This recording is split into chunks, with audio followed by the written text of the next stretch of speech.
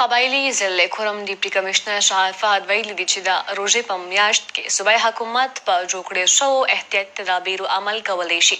په ټوله ضلع کې 36 کرونا کیسونو کې 9 کسان په مکمل توګه صحتیاب شوي دي. دې وخت کې موږ سره موجوده حالاتو کې تقریبا 90 خلک په کوارنټین فیسیلیټي پړچینار کې دي.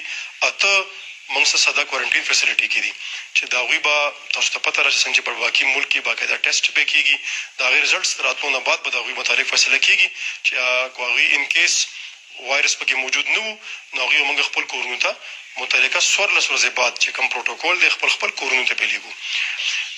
تراول لحاظ سره هم په هر مسجد ته رسیدلي دي زموږ ټیمونه، هر امام سره، هر پیش امام سره، هر پیش نماز سره هغه سره خبره شوې ده او هغوی موږ ته مکمل تعاون یقین دهاني راکړې ده چې هر جومات نه بهر به باقاعده یو پوسټر لګي چې په هغې به لیکل کېږي چې په دې جومات کې به تراویح په هغه لحاظ سره نه کېږي. تاسو مهرباني وکړئ په خپل کورونو کې تراویح وکړئ.